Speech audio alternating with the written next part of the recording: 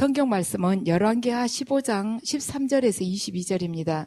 유다왕 우시야 제39년에 야베스의 아들 살룸이 사마리아에서 왕이 되어 한 달 동안 다스리니라.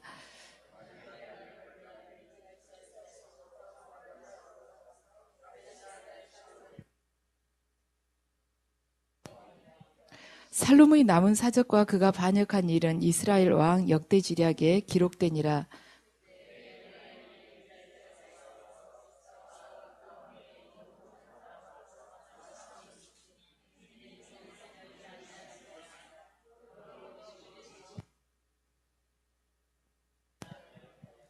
유다왕 아세라 제39년에 가디의 아들 므나헴이 이스라엘 왕이 되어 사마리아에서 10년간 다스리며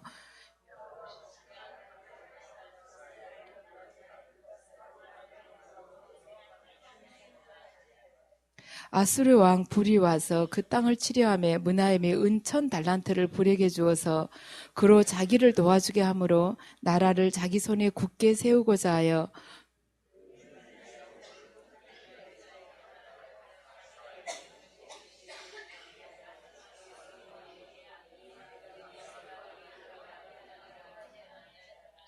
므나헴의 남은 사적과 그가 행한 모든 일은 이스라엘 왕 역대지략에 기록되지 아니하였느냐.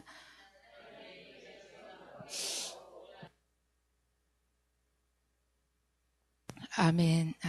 이 시간에는 북이스라엘의 선택에 대해서 말씀을 드리겠습니다. 우리가 인생을 살아가다 보면 많은 선택을 해야 됩니다. 그런데 그게 둘 중에 하나를 택해야 될 때도 있고 여러 가지 중에서 하나를 택해야 될 때도 있습니다.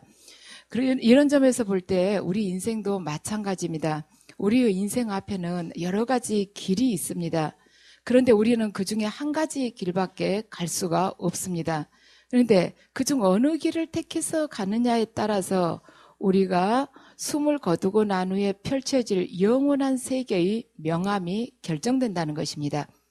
근데 오늘 본문을 보면 이스라엘 왕들이 모두 여로보암의 죄에서 떠나지 아니하였다고 기록되어 있습니다. 도대체 여로보암의 그 죄라는 것이 무엇인가? 이 열왕기를 보면 북이스라엘 왕들을 마지막을 이렇게 기록할 때는 거의다가 여로보암의 죄에서 떠나지 않았다고 이렇게 기록을 하고 있는데 그 여로보암의 죄라는 것은 뭔가? 이스라엘 백성들이 하나님을 믿기는 믿지만 모세의 율법대로 꼭 그렇게 믿지는 않겠다는 것이 여로보암의 죄입니다. 그 이유는 왜 그러냐면 모세의 율법이란 하나님 말씀에 순종해서 말하자면 죄나 우리 안에 있는 죄나 그 욕망을 억제하면서 살도록 하기 때문에 그게 너무 답답해서 견딜 수가 없다는 것입니다. 그래서 이 모세의 율법을 지키려면 어떻게 되는가? 우리 그 인간으로서 우리가 가지고 있는 어떤 가능성이나 재능이나 이 상상력 같은 것을 모두 포기를 해야 되는 거예요. 각 개인이. 그리고 하나님 말씀 그대로 살아가야 된다는 것입니다. 그러나 여로보암 신앙은 하나님은 믿지만 모세의 율법을 그대로 지키지 않고 자기들 열심으로 하나님을 믿겠다는 것입니다. 그런데 하나님께서는 이걸 신앙으로 인정을 하시지 않았다고 지금 성경에 기록되어 있죠. 여로보암이 그 죄의 그 길에서 떠나지 않았다고 그렇지 않습니까? 그래서 북이스라엘이 하나님과의 관계에서 걸림돌이 된 것은 바로 금송아지 신앙이었습니다. 그러면 그 금송아지는 어디서 나온 것인가? 우리 출애굽기에서 모세가 시내산에 올라갔을 때 아론이 그 백성들이 말하자면 백성들이 요구한 대로 금부치를 다 모아서 금송아지를 만들지 않았습니까? 근데 그 금송아지 앞에서 백성들이 춤을 추고 노래를 했습니다. 그러니까 하나님께서 진노하셔서 모세한테 내려가 보라고 그러시죠. 이 금송아지 신앙이라는 뭔가 내가 내 마음속에 있는 감정을 다 표출을 할 수 있고 내 욕망을 마음껏 분출할 수 있는 것이 바로 금송아지 신앙이라는 것입니다.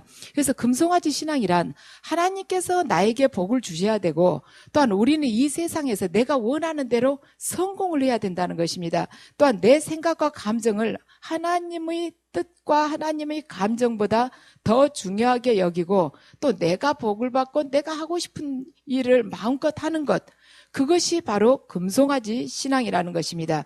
우리 성도 개개인의 입장에서 보면은 이것이 오늘날 우리들에게서도 겉으로 확 드러나지는 않지만 우리 각 개인에게 있어서도 심각한 문제라고 학자들은 이야기를 하고 있습니다. 왜냐하면 많은 크리스천들이 이 두 돌비의 신앙, 하나님의 말씀에 순종해야 된다는 그 신앙을 굉장히 답답해하고 있다는 것입니다. 왜냐하면 많이 배우면 배울수록 자기가 아는 것이 많으니까 하나님 이 말씀에 어쩐지 고리타분하고 요즘 시대에는 맞지 않는 것처럼 보이는 거예요.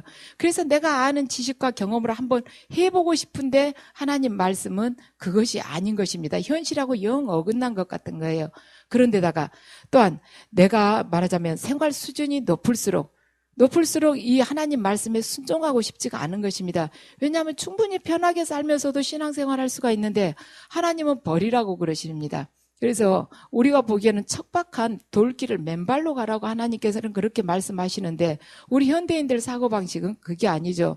있는 한도 내에서는 즐길 수 있는 대로 최대한 즐기면서 그 안에서 최고의 효율을 내자는 것이 현대인의 사고방식 아닙니까? 하나를 투자해서 10개, 20개를 얻어서 어떻게든 이익을 얻자는 것이지 하나님처럼 이렇게 딱 어디다가 뭔가 투자를 했는데 거기서 계속 무너지면서 몸이 녹아나고 나중에는 딴 사람으로 돼가지고 거기서 정금이 돼갖고 나오라 하니 누가 그걸 받아들이고 싶겠습니까? 자기 거 투자해갖고 죽고 싶은 사람이 어디가 있어요? 그래서 요새는 현대인들은 믿는다 하면서도 이 말하자면 여호와 신앙을 꺼리고 있습니다. 그래서 대부분의 사람들이 자기 개성을 있는 한껏 발휘를 하고 싶어 해요. 제가 이렇게 상담을 해보면, 그래요. 말하자면 권사님 사명은 이것입니다 하면은 이 권사님이 펄쩍 뜁니다. 나는 그것이 아니고 여기에 특기가 있다고, 우리 교회에 나만한 사람 없다고, 이쪽 분야에 있어서. 그러니까 본인은 이것을 해야겠다는 것입니다. 하나님은 이것을 하라고 그러는데 본인은 B를 해야겠다는 거예요. 하나님은 A를 원하시는데 요즘 사람들은 자기 개성을 최대한 발휘를 해서 다른 사람과 비교를 해서 그 경쟁에서 우뚝하게 서고 싶어 해요. 근데 하나님은 그것이 아니라는 것입니다. 나는 영혼을 보는 것이고 너가 나의 말하자면 그리스도의 몸을 이루고 있는 그 중에 어느 지체로 쓰임을 받을 것인지, 네가 탄생 전부터 나는 이미 예비를 했고 계획을 했다. 그 계획에 따라오라고 그러는데 요즘은 그걸 원하지 않는다는 것이죠. 그래서 우리들도 그래요. 여행하러 갔을 때 굉장히 이렇게 여행 가다 보면 어떤 날은 쇼를 한번 보여주는 날도 있죠. 패키지 관광을 가다 보면 그 쇼를 보면은 뭐 보고 나면은 남는 건 없지만 그래도 일단 보는 동안 스트레스는 받지를 않습니다. 그런데 말하자면 관광 온 사람들한테 당신 쇼를 보겠습니까? 아니면 병원에 가서 수술을 받고 싶습니까? 하면은 누가 수술을 받고 싶겠습니까? 쇼를 본다고 그러죠. 그래서 요즘 사람들은 쇼를 보는 것을 좋아하지 수술실에서 뭐 고통스럽게 수술 받는 거 아무도 좋아하지 않습니다. 그런데 하나님께서 주시는 말씀은 쇼가 아니고 병든 영혼을 수술해야 될 그런 말씀인 거예요. 죄로 병들어 있는 우리들의 각 영혼을 말하자면 그 죄로부터 온전히 자유롭게 완전히 거기서 죄에서 죽도록 만드는 것입니다. 죄로부터 우리 각자가 죽게끔 만드는 거예요. 그것이 수술하는 것입니다. 거기서 끄집어내서 정결케 해서 새로운 사람으로 만드는 것인데 누가 이것을 하고 싶겠습니까? 누가 메스를 대라고 하고 싶겠습니까? 죄로부터 죽는다는 것, 우리가 뭔가 어떠한 한 가지를 포기한다는 것은 포기하기 위해서 그것에 대해서 죽는 그 고통이 반드시 따릅니다. 우리가 물질로 인해서 포기를 하게끔 하려면 하나님은 그 물질을 싹 걷어가세요. 그 다음에 이제 그 사람이 얼마나 물질로부터 자유로워지나 봐가지고는 말하자면 물질에 대해서 집착을 하지 않겠다. 하나님 이제 주시면 절대 제 자신을 위해서 쓰지 않겠습니다. 그 고백을 수없이 하고 물이 많이 빠졌구나 싶으면 그때 한번 물질을 딱 줘보십니다. 그런데 옛날 그게 좀 나온다 싶으면 다시 걷어가세요. 걷어가면은 그게 내 것이 아니구나. 다시 이제 가난한 자로, 아주 정말 경제적으로 힘든 자로 또 내려앉는 것이죠. 그러다 한동안 고생하다가 또 다시 하나님이 또 줘보십니다. 그러다 또 다시 걷어가세요. 이게 주셨다가 다시 빼앗아가고 주셨다가 다시 빼앗아가고 하시면서 우리 안에 있는 그것으로부터 인한 집착을 완전히 하나하나씩 죽여가는 것이에요. 뺏겨가지고 하나님이 거두어 가실 때 우리가 얼마나 많이 아프고 부끄럽고 남들로부터 모멸감을 당하고 내가 줄이고 목말라야 됩니까? 그러면서 내 자신이 죽는 거예요. 그렇게 해서 우리가 수술을 받는 것인데 누가 그것을 하고 싶겠습니까? 그러니까 현대인의 입맛에 이 금송아지 신앙이 맞지 여호와의 신앙은 맞지 않는다는 것입니다. 그리고 감정 분출을 마음껏 하고 싶은데 안 된다는 거예요. 물론 여호와 신앙에 있어서도 감정 분출이 없다는 것은 아닙니다. 그렇지만 그 감정이라는 것이 죄로 인한 내 말하자면 영혼이 고통스럽다는 거, 아니면 하나님 앞에서 내가 성결한 삶을 살지 못했다는 그 내 심령이 한없이 흐느껴 오는 그런 감정의 표출은 괜찮지만 내가 세상적인 욕망에 의해서 그걸 취하기 위해서 그걸 취했다고 해서 그 감정을 노출하는 것, 그것을 원치 않으신다는 것입니다. 그래서 이스라엘 백성들은 아무 말 없이 자기 자신들의 욕망을 들어주고 또한 자신들이 감정을 분출할 수 있는 그 금송아지 신앙을 그들이 선호를 했었습니다. 지금까지는 성도 각계인의 말하자면 금송아지 신앙의 그 관점에서 말씀을 드렸는데 이제 지도자들이 가질 수 있는 그 금송아지 신앙이 무엇인가에 대해서 말씀을 드리겠습니다. 여로보암은 자신의 권력을 말하자면 구축시키기 위해서 북이스라엘 백성들이 신앙을 이용했습니다. 이스라엘이 남과 북으로 갈라지고 난 후에 여로보암이 불안한 게 그거예요. 이 북이스라엘 이 백성들이 내가 왕인데도 자기들이 절기를 지키겠다고 예루살렘 성전으로 가버리면 어떠나, 그렇게 해가지고 다 가버리고 나는 혼자 덜렁 남으면 어떡하지? 이게 불안했던 거예요. 그래서 베델과 단에다가 말하자면 제단을 쌓고 분향을 했습니다. 그러니까 예루살렘 성전으로 갈 북이스라엘 백성들이 거기서 말하자면 계속 분향을 하게 된 것이죠. 그러니까 자신의 목적을 위해서 다른 사람의 신앙을 도구화시켜서 그들을 우상 숭배하게끔 잘못 이끈 것입니다. 요즘에도 그렇죠. 요즘에 우리가 생각하기에는 베델과 단에 뭐 단 쌓는 일도 없는데 우리 교회에서 금송아지 신앙이랄 게 뭐가 있나, 지도자가 무엇을 잘못 이끌고 있는가, 여로보암의 죄를 짓는 것이 뭐가 있을까 하고 생각을 할 수가 있지만은, 여러분들 건축헌금을 보세요. 그 교회를 크게 짓는다고 해서 건축헌금을 각 구역별로 할당을 할 수가 있습니다. 그래서 어느 구역에 건축헌금을 많이 내느냐를, 이거 막대 그래프, 그 보험회사 가면은 보험회사 문 열자마자 막대 그래프 누구 이름 써놓고 이렇게 쭉쭉 그어놓은 거 있지 않습니까?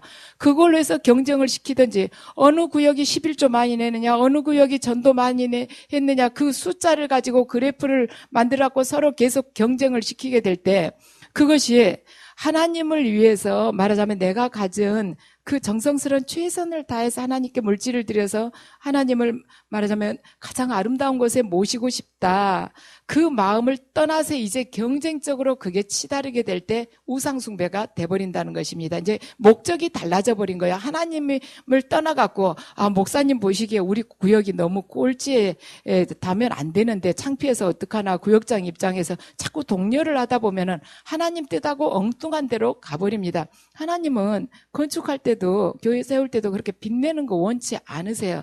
어려운 분들 마음 아프게 해가지고 뭐 집을 담보로 해라, 뭘 얼마를 책정해갖고 써라, 이런 것 정말로 원치 않으십니다. 여러분, 그것은 지금 이 시대의 교회가 잘못하고 있는 거예요. 그리고 11조 또한 마찬가지입니다.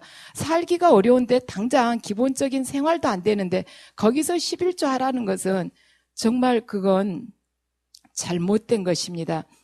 말하자면 인정도 없는 것이죠. 그 목사님은 그만큼 어렵지는 않을 텐데 본인이 그 이상 어려우면서 그런다면 또 모를 수 있지만은 그걸 양들에게 말하자면 피도 눈물도 없이 그거 받아내는 것을 하나님이 절대 원치 않으세요. 오히려 어려운 사람을 교회가 돕기를 원하십니다. 그래서 여러분들이 이런 걸 이렇게 듣고 보고 그랬을 때는 잘못된 것이 있으면 그냥 건의를 하셔야 돼요. 그래야지 지도자도 죄로 더 이상 빠져들지 않습니다. 빠져들려고 한다 할지라도 자꾸 이 사람 저 사람 이야기를 하면 한 번쯤 자신에 대해서 생각을 하게 돼요. 그리고 지도자들이 또 주의 종한테 잘해야 된다고 이걸 받으려고 하는 거 있지 않습니까? 주의 종한테 잘하는 것이 하나님한테 잘하는 거라고.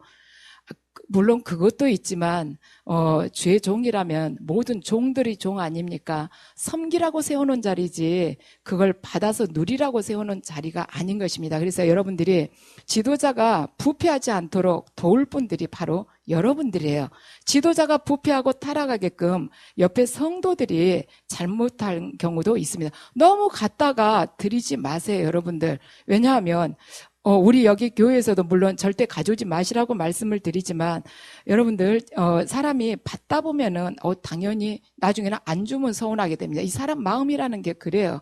그래서 여러분들이 뭔가 하고 싶다. 우리 여기 교회에다 뭔가 하고 싶다. 그럼 목사님이나 저한테는 하지 마시고, 저기 커피 같은 것은 여러 사람들이 드실 수 있지 않습니까?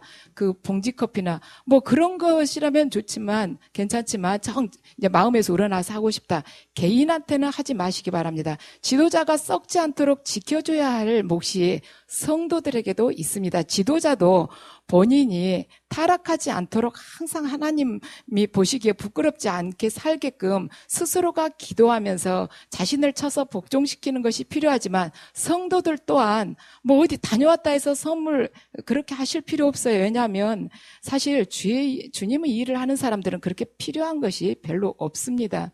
왜냐하면 기도하고 성경 보고 말씀 준비하고 교회 나오고 뭐 어디 그렇게 필요할 것이 있습니까?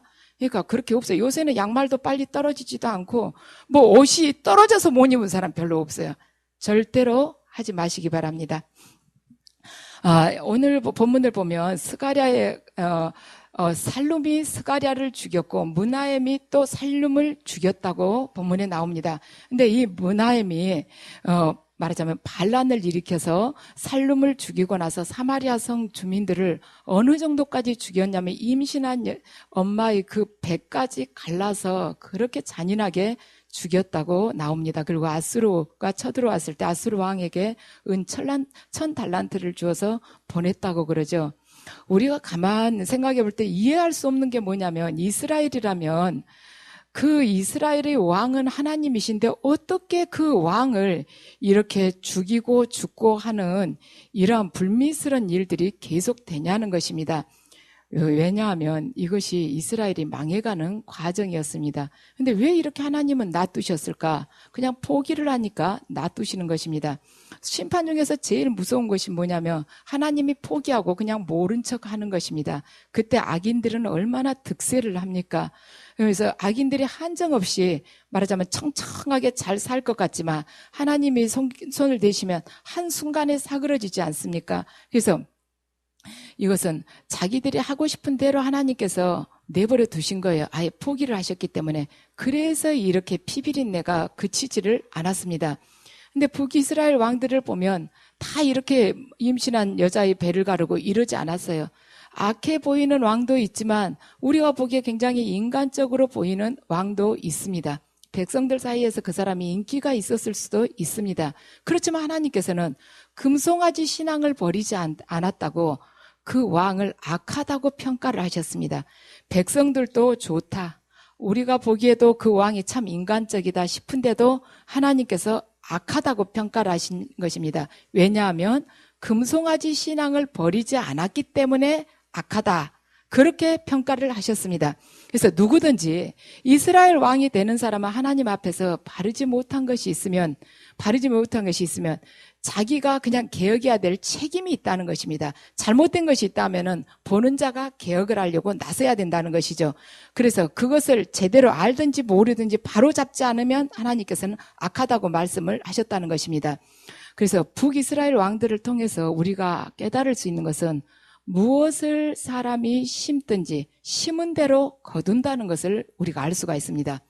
그래서 물질 만능주의에 젖어서 어떤 일을 하는 데 있어서 돈으로 해결을 하려고 하지만 그것이 얼마 못 간다는 것이죠. 므나헴이 은 1000달란트를 주고 아수르 왕을 달래가지고 보냈죠. 근데 그 다음에 이 아수르가 계속 두려우니까 므나헴이 이 왕이 애굽에다가 사신을 보내가지고 도움을 청했으면 거기하고 말하자면 화합을 하려고 한 거예요. 그 후로.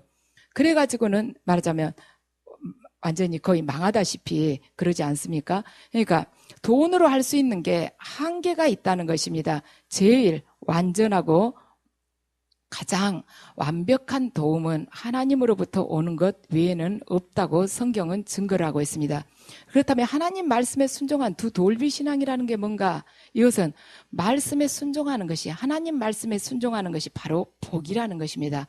복이란 하나님을 가까이 하고 하나님께 무릎 꿇고 하나님께 감사드리는 것, 바로 그것이 복이라는 것입니다.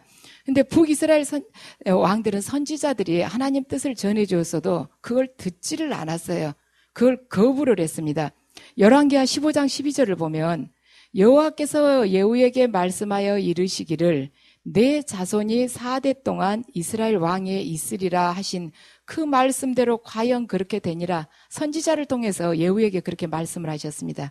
네 자손이 앞으로 너 다음으로 4대 동안 이스라엘 왕을 할 것이다. 그대로 이루어졌다는 것입니다. 그럼 이스라엘 사람들이 이 말씀을 그대로 이루어진 것을 봤으면 하나님 말씀이 얼마나 두려운 줄을 알고 그대로 지켜나갔어야 되는데 거기에 불순종했다는 것이죠. 그러니까 하나님의 말씀에 대한 순종보다는 자기들이 의지나 자기들이 힘을 믿었던 것입니다. 우리도 신앙생활 하다 보면 하나님 말씀에 순종하는 것보다 내 힘으로 하면 눈에 금방 뭔가 결과가 확연하게 나올 것 같은데 하나님 말씀에 순종하다 보면 이건 눈에 보이지는 않고 나올지 안 나올지 잘 모르겠고 시기를 넘겨버리면 이거 완전히 망치는 거 아닌가 하는 불안감이 들 때도 있지 않습니까? 그럴 때 여러분들 무조건 기도하시기 바랍니다. 그런 불안감이 들 때가 있어요. 정말 믿고만 있다가 끝나버리면 어떡하지?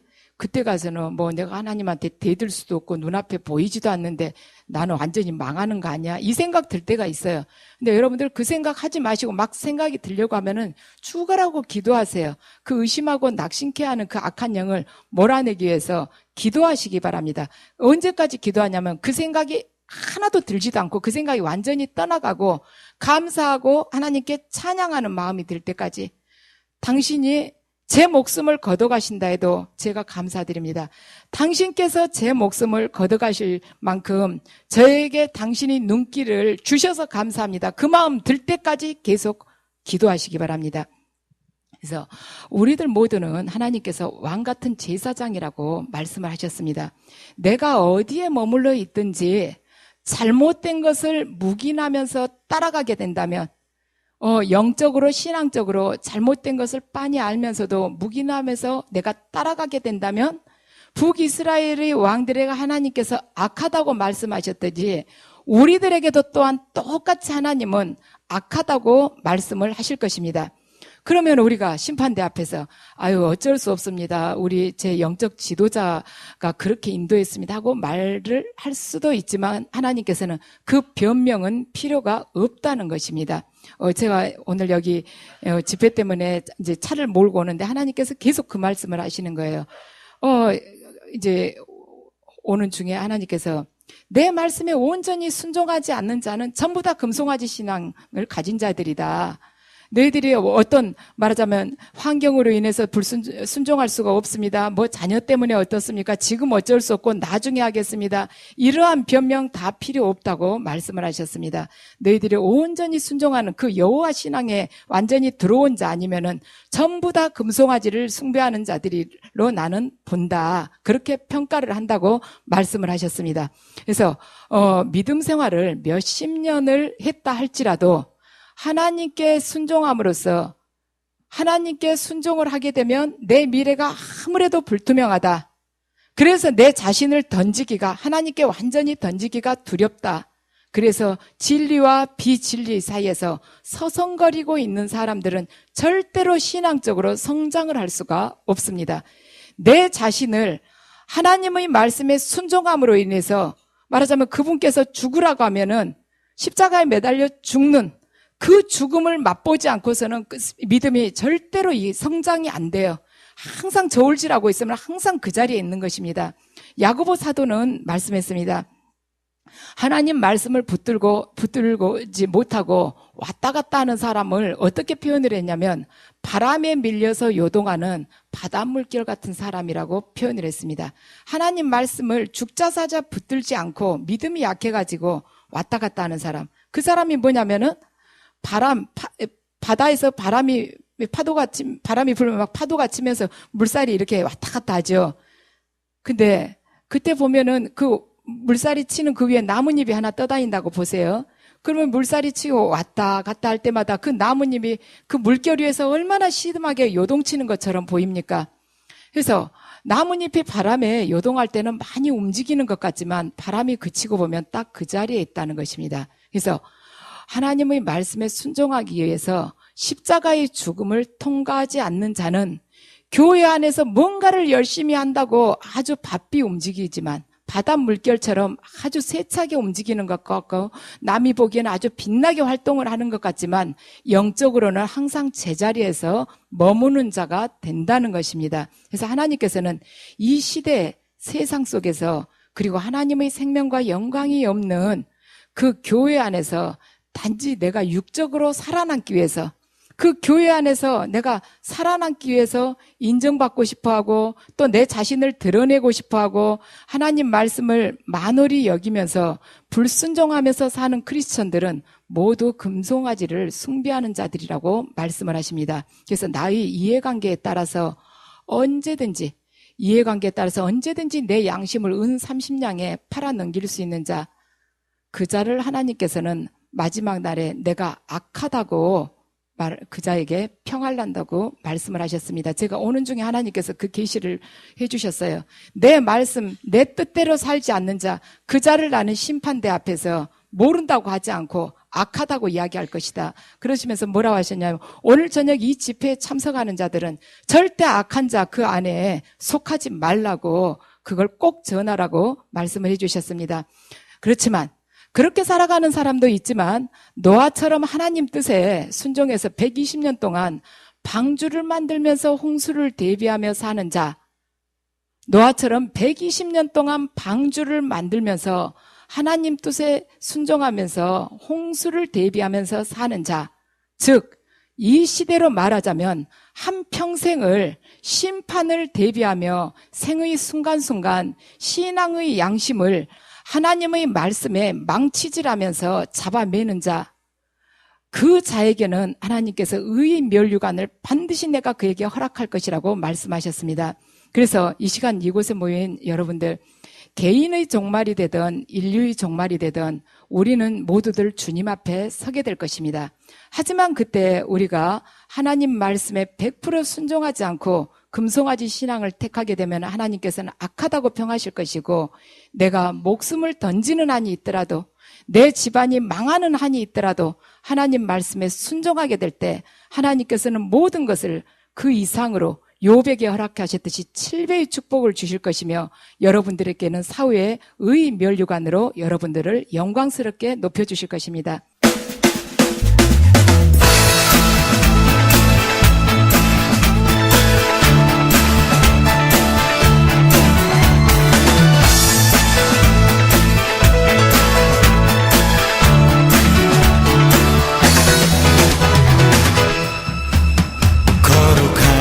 주 앞에 찬양 드리며.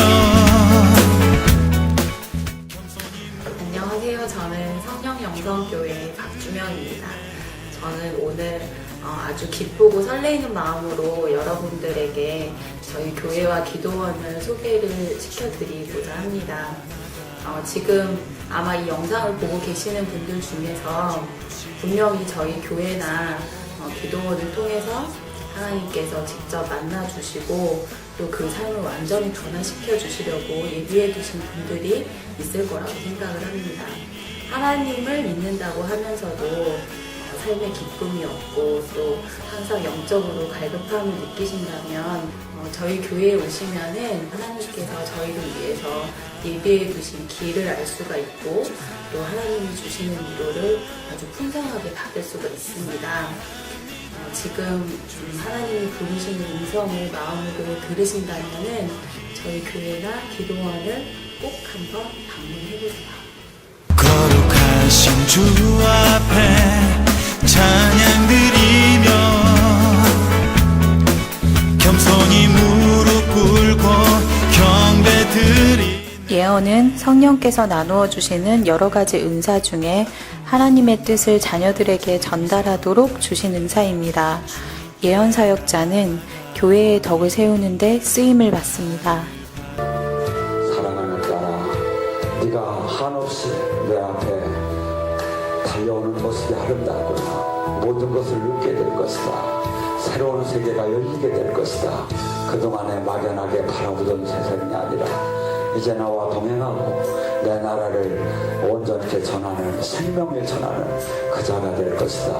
네 안에 오늘 가득히 생명을 불러라. 이런 예언 사역을 통해서 성도들은 우리 삶을 섬세하게 돌아보시는 하나님의 사랑뿐 아니라 우리 삶의 걸음마다 늘 인도하시고 또 동행하시는 하나님의 은혜를 체험합니다.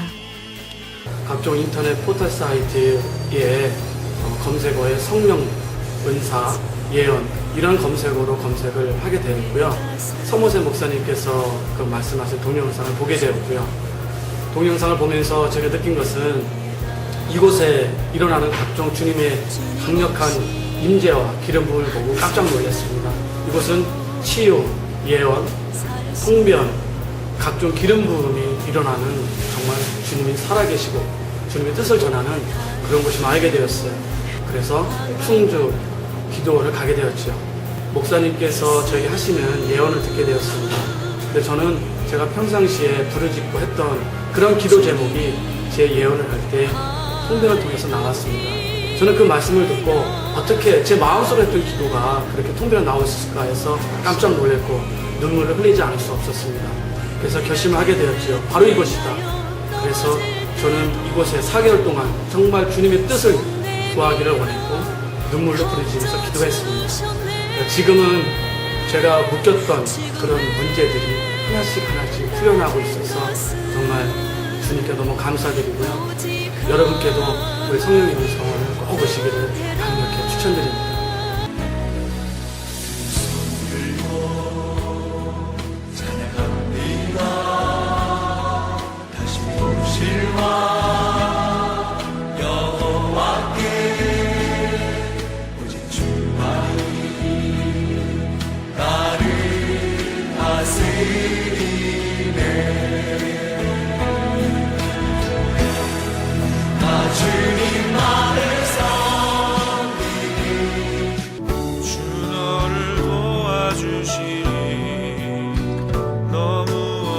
오늘 시간에 온전히 치유되기 원합니다. 온전히 치유되기 원합니다. 사실이 풀리기 원합니다. 아버지 풀리시게 주시옵소서. 어둠의 영들을 지금 이 시간 이 딸의 몸에서 분리될지어다. 예수님 권세로 선포한다. 예수님 권세로 선포한다. 올라! 나와 약한 변심하기야. 예수님 권세로 선포한다. 나와! 저희 교회에서는 다양한 사역이 이루어지고 있는데요. 그 중에서도 특징적인 사역이 예언 사역과 치유 사역입니다. 초대교회에서 이런 사역을 해했던 것처럼 저희 교회에서도 예수님의 뜻을 따라서 억눌린 자를 해방하고 또 낙심한 자를 권면하기 위해서 이런 사역들을 행하고 있습니다.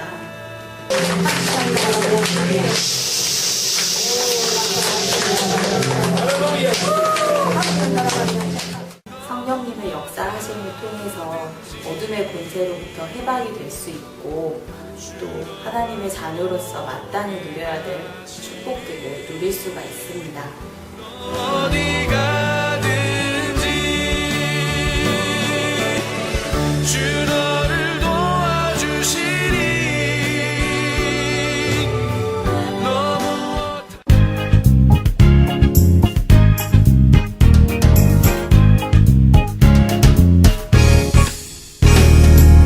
무엇이 행복이냐 묻는다면 당신은 무엇라고 말할래요?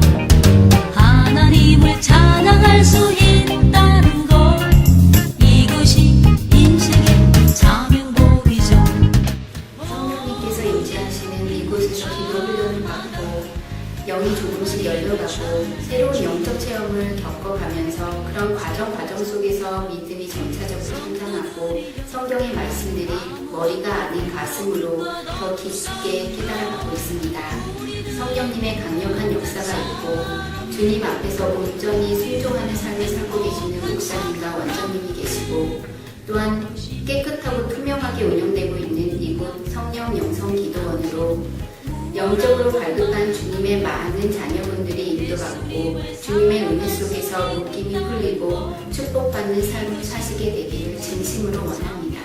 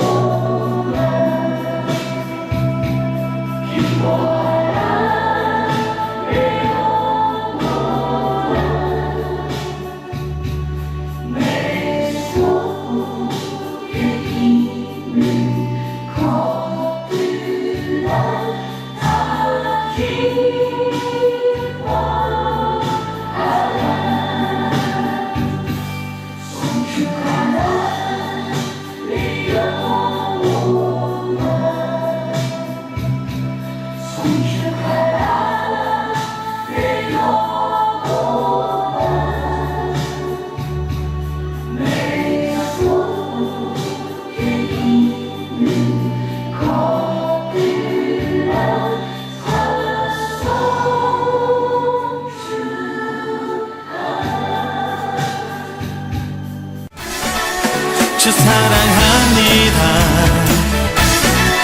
주 사랑합니다. 주 사랑합니다. 주를 사랑합니다.